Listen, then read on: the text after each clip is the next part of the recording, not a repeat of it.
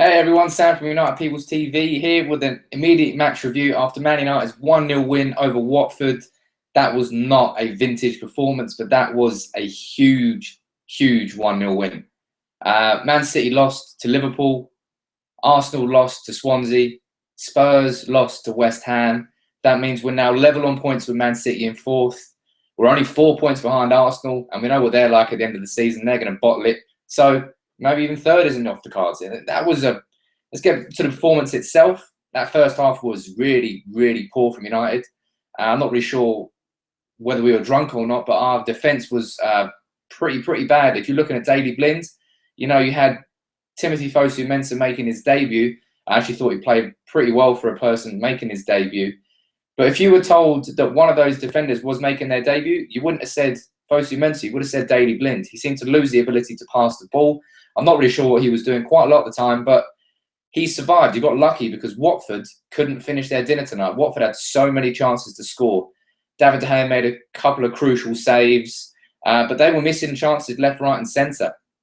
And United got very lucky that we weren't 1-2, 3-0 down going into the last 15 minutes of the game. Then magical Juan pops up with, 7-8 minutes to go. Memphis Depay had been taking the free kicks all game. Juan said, you know what, I'm the captain, give me the ball. Perfect free kick. In an otherwise pretty poor game overall from United, but I want to try and pick out the positives because I think there were flashes of like 5-10 minutes where we really did attack with intent, and Marcus Rashford went out into the right wing, and Watford's defence couldn't stop it. His dribbling looked fantastic. You really saw his pace over the first 10 metres, and he's got the feet to match. He has played on the wings as well for the under-21s and the under-18s. So he's not specifically just a natural striker. He can pretty much play across the front three. And we really saw that tonight.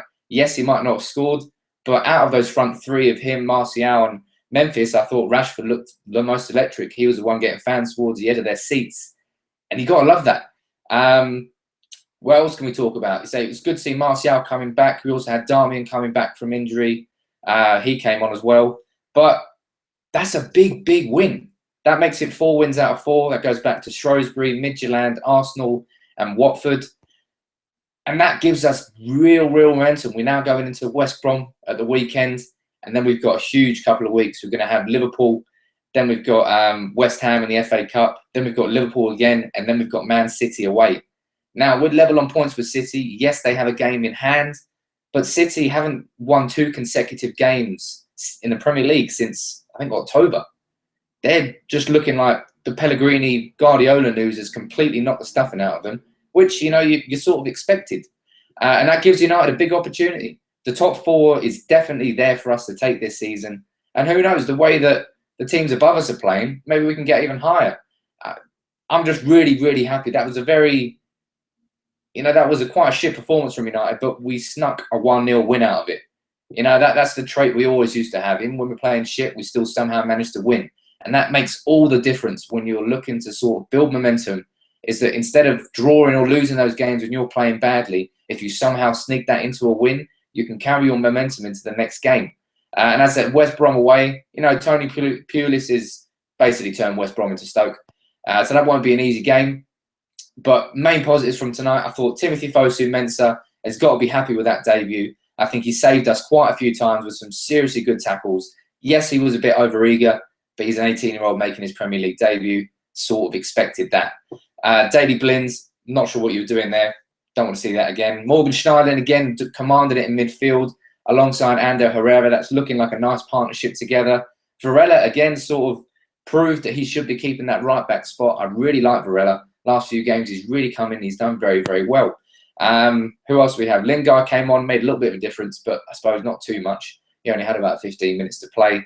But for the team we set out from the start, it was a poor performance. It took us far too long to get into that game. And there were periods when once we got into it, we looked really good, but then we were on the back foot again. We made far too many mistakes in our own defence. So all the opportunities that Watford got, we basically gave to them. You can't be doing that.